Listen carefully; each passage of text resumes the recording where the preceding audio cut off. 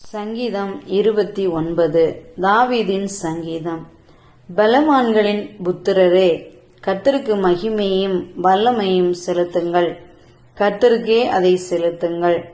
கர்த்தருடைய நாமத்துக்குரிய மகிமையை அவருக்கு செலுத்துங்கள். பரிசுத்த அலங்காரத்துடனே கர்த்தரை தொழுது கொள்ளுங்கள். கர்த்தருடைய சத்தம் தண்ணீர்கள் மேல் தொனிக்கிறது. மகிமையுள்ள தேவன் முழங்குகிறார்.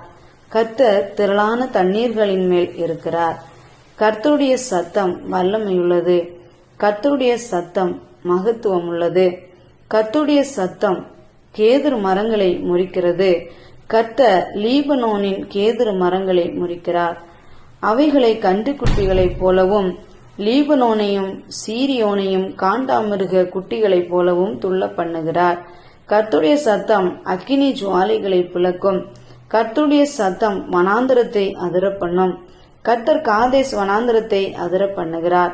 கர்த்தருடைய சத்தம் பெண் மான்களை ஏனும்படி செய்து காடுகளை வெளியாக்கும். அவருடைய ஆலயத்திலுள்ள யாவரும் அவருடைய மகிமையை பிரஸ்தாபிக்கிறார்கள். கர்த்தர் ஜலப்பிரவாகத்தின் மேல் உட்கார்ந்திருக்கிறார். கர்த்தர் என்றென்றைக்கும் ராஜாவாக வீற்றிருக்கிறார். கர்த்தர் தமது ஜனத்திற்கு பலன் கொடுப்பார். கர்த்தர் தமது ஜனத்திற்கு சமாதானம் அருளி அவர்களை ஆசீர்வதிப்பார்.